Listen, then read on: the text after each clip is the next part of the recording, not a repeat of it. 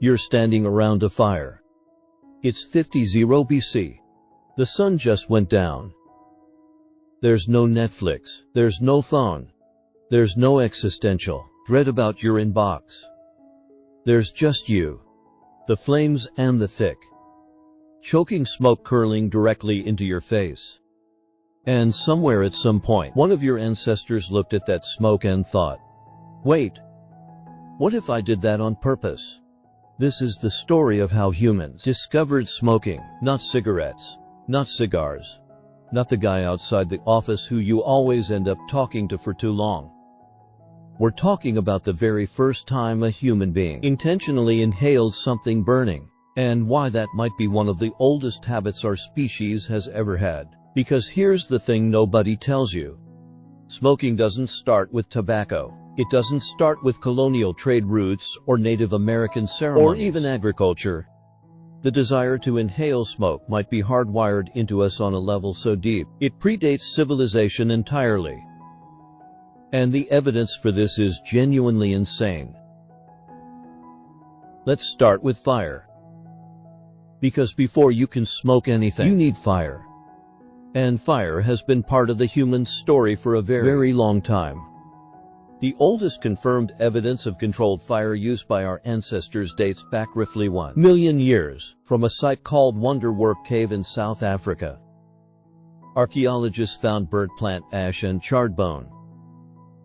Not the result of a wildfire, but of a sustained, contained fire used deliberately inside a cave.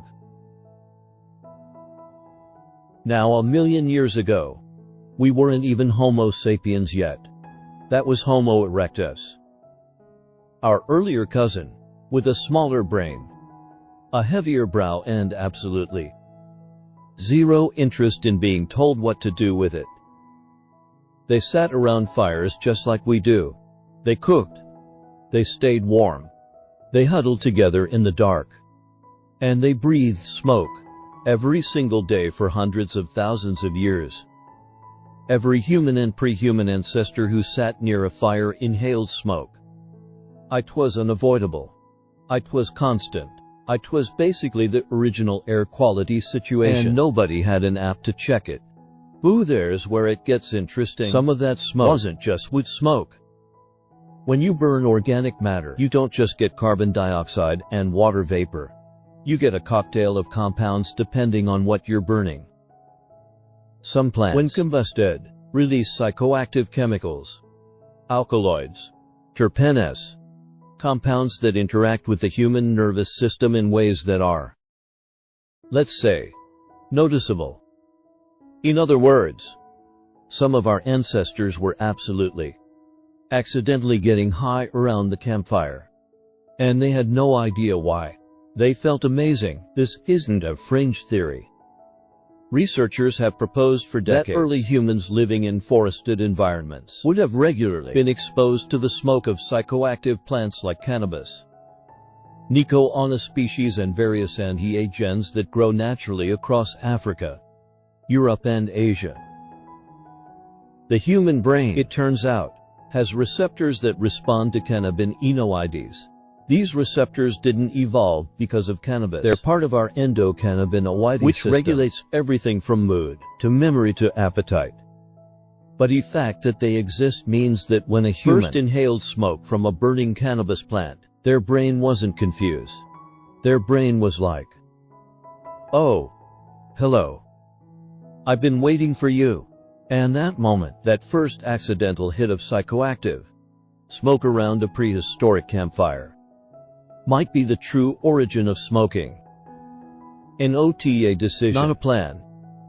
Just a very pleasant accident, repeated enough times that someone eventually thought to recreate it on purpose. Think about that for a second. The entire multi-trillion-dollar global tobacco industry, the centuries of ritual, the shamanic traditions, the medical practices, the social customs, all of it may have started because a tired hunter sat downwind of the wrong bush and had a really unexpectedly great evening. History is sometimes beautiful in the most absurd ways. Now here's where we have to be careful about timelines, because ancient humans smoked things and ancient humans intentionally cultivated things to smoke are very different claims. Let's talk about what the archaeology actually tells us the oldest direct evidence of intentional cannabis use, meaning burned cannabis seeds found in a context suggesting deliberate inhalation, comes from a burial site in the Pamir Mountains of Central Asia dating to around 500 BC. Excavators found wooden braziers containing stones that had been superheated alongside residue from cannabis plants with unusually high THC content. This wasn't wild cannabis used for rope or seeds. This was the good stuff, and it was placed directly in a ritual burial context. 500 BC. That's roughly 2,500 years ago. But here's the question that should be sitting in the back of your mind. Does the absence of older physical evidence mean it didn't happen earlier? Or does it just mean we haven't found it yet? Because organic material, seeds, leaves, plant fiber, almost never survives thousands of years in the ground. We find stone tools from 3 million years ago because stone is basically indestructible. But a wooden pipe filled with dried herbs, that's gone in a few centuries under normal burial conditions. A leather pouch of cannabis, dissolved back into the earth long before any archaeologist ever showed up with a trowel. The absence of evidence in this case is absolutely not the evidence of absence. There is also the Herodotus problem. Herodotus, the ancient Greek historian writing in the 5th century BC, described in remarkable detail the Scythians, a nomadic people from the Eurasian steppe, performing what he called a vapor bath. They would set up small enclosed tents, heat stones until they glowed, and throw hemp seeds onto those stones, then sit inside the tent inhaling the smoke and, as Herodotus wrote, howling with pleasure. For centuries, historians assumed he was exaggerating or misunderstanding what he saw. Then archaeologists started excavating Scythian burial mounds and finding, you guessed it, bronze braziers, heated stones and hemp residue. Exactly what Herodotus described. The man was just reporting what he saw. He wasn't embellishing. He was, if anything, underselling it. Let's talk about tobacco because it's the one most people actually associate with smoking. Tobacco is a plant in the genus Nicotiana, and it's native to the Americas. That matters enormously because it means tobacco was completely unknown to Old World civilizations Europe, Africa, Asia until contact with the Americas in the late 15th century. When European explorers arrived in the Caribbean in 1492, they immediately noticed indigenous people doing something strange. Columbus himself wrote in his journal about seeing men and women walking with small glowing sticks, inhaling the smoke from burning dried leaves, and letting it back out through their noses and mouths. His crew was baffled. His crew also within weeks tried it themselves. Because of course they did. But tobacco use in the Americas is far, far older than 1492. Archaeological evidence of tobacco, specifically chemical residues in ancient pipes, has been found dating back to at least 3,500 years ago in the southeastern United States. Some researchers believe it could go back considerably further, possibly 10 years or more, tied to the development of cultivation in the Amazon basin. And here's the thing about tobacco in ancient America. It was not recreational.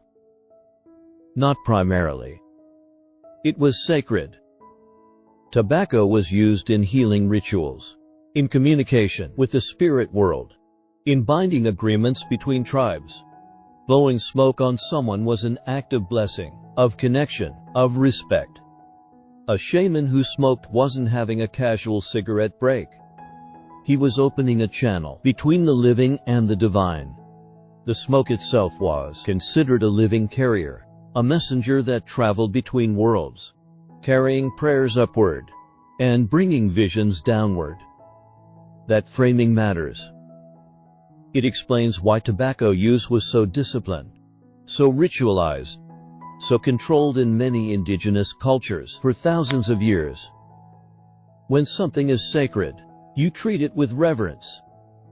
You don't chain smoke it while watching TV. The idea of tobacco as a casual, everyday habit, something you do on a lunch break or while waiting for the bus, is an almost entirely European invention. And a fairly recent one at that. Now let's go back even further, because there's a piece of this story that most people have never heard. And it might be the oldest evidence of intentional smoking in the entire archaeological record.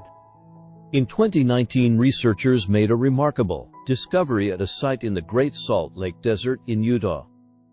They found a hearth, a cooking and heating fire roughly 12,000 years old, containing the seeds of Nicotiana attenuata, a wild tobacco species native to North America. These weren't seeds that had accidentally blown into the fire.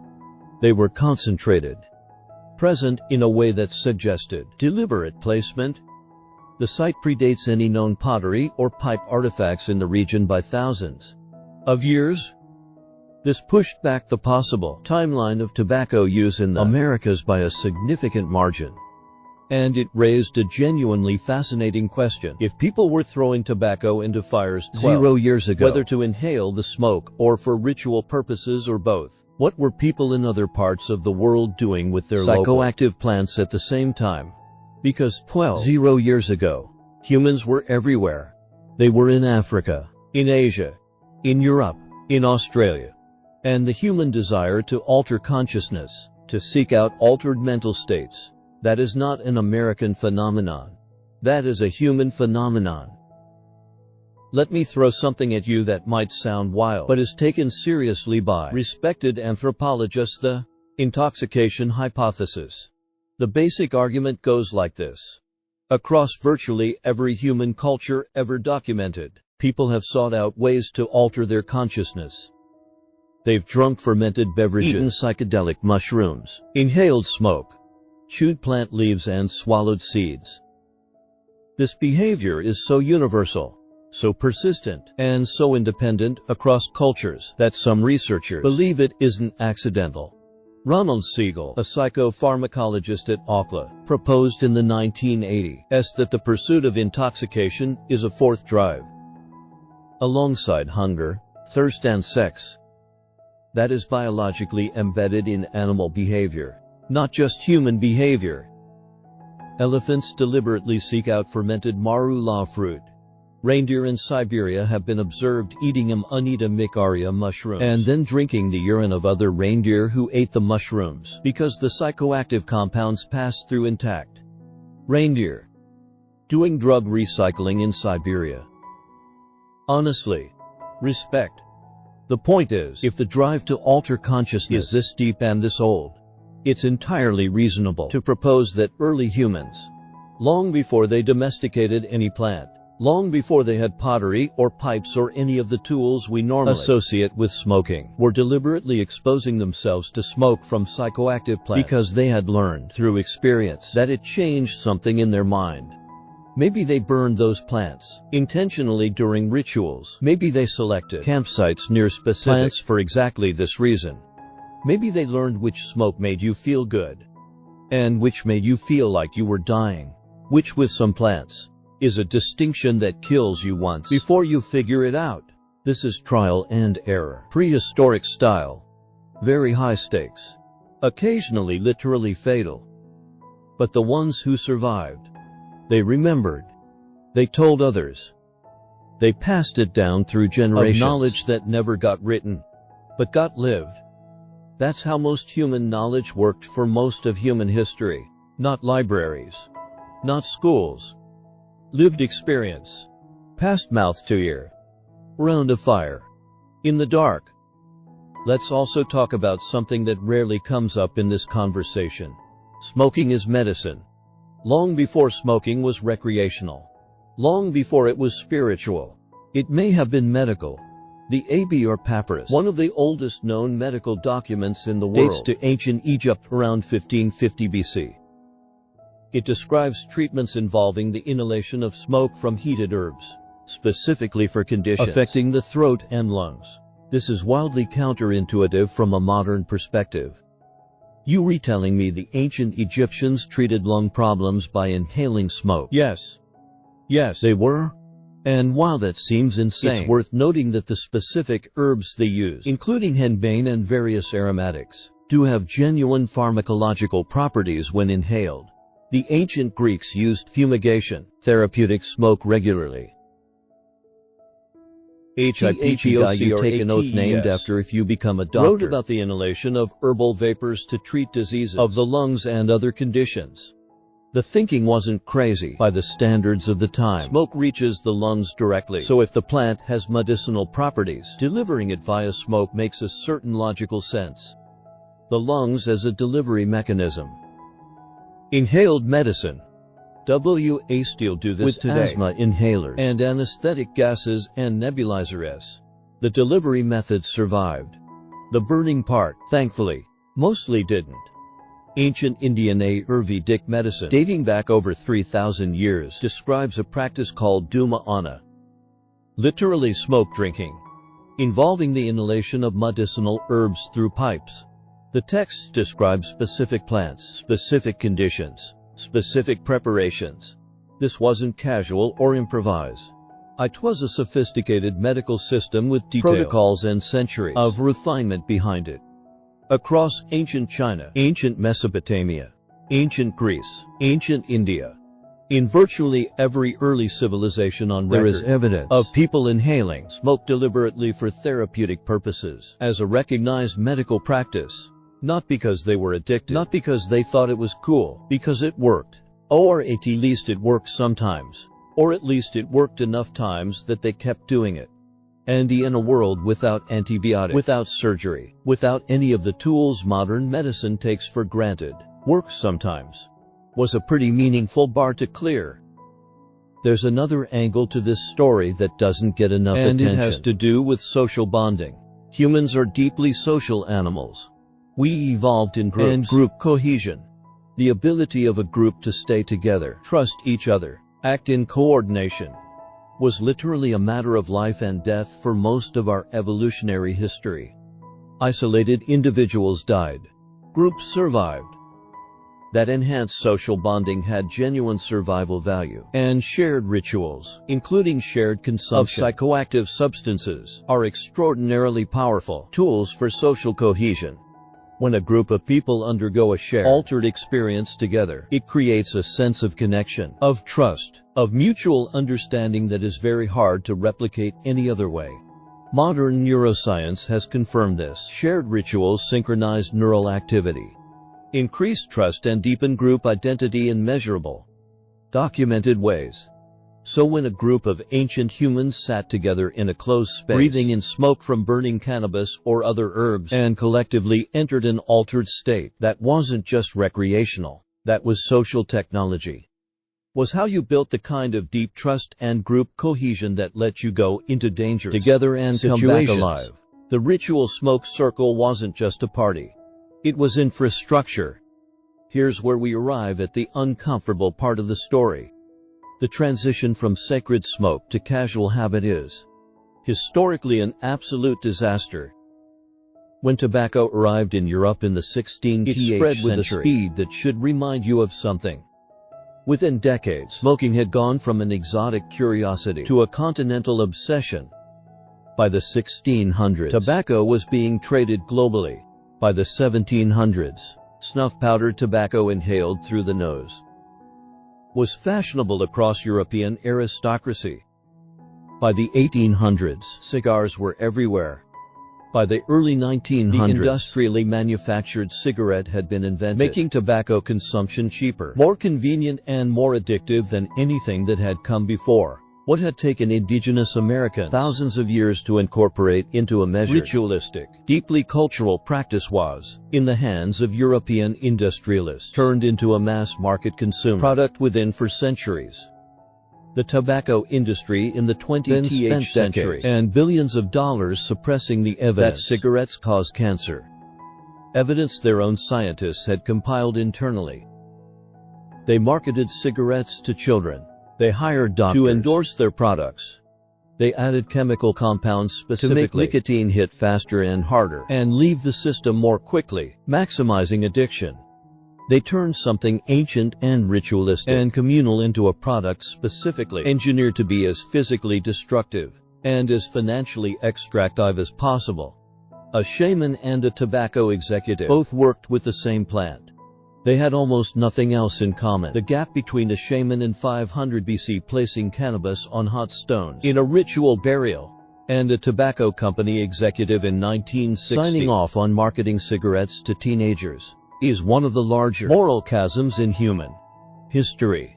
Both involve smoke. Almost nothing else is the same. So when did ancient humans start smoking? The honest answer is, we don't know exactly. And we probably never will. The physical evidence takes us back 12,000 years with some confidence and possibly much further with reasonable speculation. The behavioral drive that underlies smoking, the desire to alter consciousness, to share ritual experiences, to use inhaled substances as medicine, is almost certainly far older than any artifact we've found. It may be as old as fire itself. It may be as old as the cognitive leap that made us human in the first place. The ability to connect cause and effect, to look at a burning plant and think, last time that happened, I felt different. Let me do that again. That's not addiction, that's intelligence. What we do know is this: the behavior is extraordinarily old. It predates agriculture. It predates pottery. It predates every civilization you've ever learned about in school. What is absolutely clear is that by the time the historical record begins, in every corner of the world where humans lived, they were already finding ways to put smoke into their bodies. The specific plants changed, rituals changed, the purposes changed, but the behavior was already ancient by the time anyone thought to write it down.